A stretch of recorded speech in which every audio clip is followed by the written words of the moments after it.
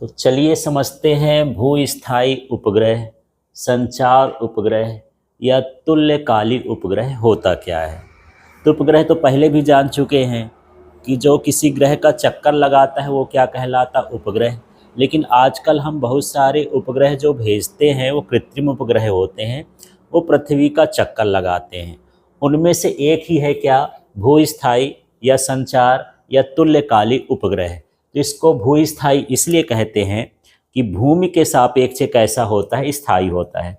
जैसे मैं आगे की ओर चल रहा हूँ और मेरे बगल में कोई साथी चल रहा हो और हम दोनों साथ साथ चल रहे हैं, तो मेरे सापेक्ष वो क्या कहलाया, स्थिर। ऐसे ही पृथ्वी जब घूमती है तो उसी के साथ साथ उपग्रह भी घूमता है, उसकी स्थिति उसके सापेक्ष नहीं बदलती है। तो इसे हम क्या कहते हैं कि ये कैसा है, भूस्थायी उपग्रह। सामान्यतः इसका उपयोग संचार प्रणाली में उपयोग किया जाता है, जैसे मोबाइल का सिस्टम है उसका संचार है, टीवी का संचार है। तो इन संचार प्रणालियों में इसका उपयोग किया जाता है, इसलिए हम इसको क्या कहते हैं, संचार उपग्रह भी कहते हैं। दूसरा है तुल्यकालिक उपग्रह। तुल्यकालिक का मतलब होता है दोनों का आवर्तकाल बराबर होता है। जैसे हमारी पृथ्वी यदि 24 घंटे में एक चक्कर पूरा करती है, तो उसके साथ साथ तो भूस्थायी उपग्रह भी चक्कर लगा रहा है, वो भी एक चक्कर पूरा 24 घंटे में करता है। इसलिए दोनों का आवर्तकाल समान है, उपग्रह का भी और पृथ्वी का भी, इसलिए हम इसे तुल्यकालिक उपग्रह भी कहते हैं। तो सीधा सीधा वह उपग्रह जो पृथ्वी के सापेक्ष स्थायी होता है उसे क्या कहते हैं, तुल्यकालिक उपग्रह कहते हैं। अब चलिए हम इसके गुणों या विशेषताओं के बारे में जानते हैं। तो यह पृथ्वी के सापेक्ष कैसा होता है, पृथ्वी के सापेक्ष स्थायी होता है। तो पहला गुण यही होगा कि जैसे जैसे पृथ्वी घूमेगी उसी के अनुसार यह उपग्रह भी घूमेगा।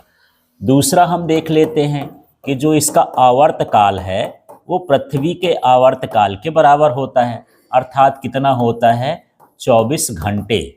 तो जितने समय में पृथ्वी अपना घूर्णन पूरा करती है उतने ही समय में ये अपना भी परिक्रमा इसका लगा लेता है। तो इसका आवर्तकाल कितना होता है, 24 घंटे। यदि बात करें कि इसका वेग कितना होता है या कक्षीय चाल कितनी होती है, तो इसकी जो कक्षीय चाल होती है ये लगभग 3.07 किलोमीटर प्रति सेकंड होता है। इस स्पीड से ये पृथ्वी का चक्कर लगाता है और ये एक लगभग फिक्स स्पीड होती है कि इसी के स्पीड से जब चक्कर लगाएगा तब वह 24 घंटा पूरा करेगा अपना एक चक्कर इतने समय में। फिर हम बात कर लेते हैं कि इसकी ऊंचाई क्या होती है। तो पृथ्वी की सतह से इसकी ऊंचाई लगभग 36,000 किलोमीटर होती है। तो यहाँ पर मान लेते हैं कि ये पृथ्वी का केंद्र है और यहाँ से यहाँ तक ये पृथ्वी की त्रिज्या है, ये इसकी सतह है, यहाँ से लेकर के यहाँ कहीं उपग्रह है। तो कितना दूर है, ये 36,000 किलोमीटर की ऊंचाई पर है सतह से। यदि इसी को हम यहाँ से केंद्र से मान लें, यहाँ से यहाँ तक की, तो लगभग ये कितना हो जाता है, 42,000 किलोमीटर। क्योंकि इसकी जो त्रिज्या होती है, औसत त्रिज्या का मान लगभग 6,000 किलोमीटर होता है।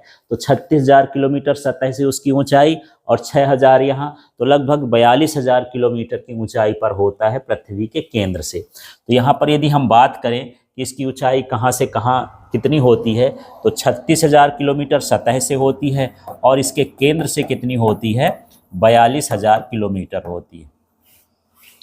अब जैसे हम पृथ्वी की बात करते हैं तो पृथ्वी कैसे घूमती है, पृथ्वी पश्चिम से पूर्व की ओर घूमती है।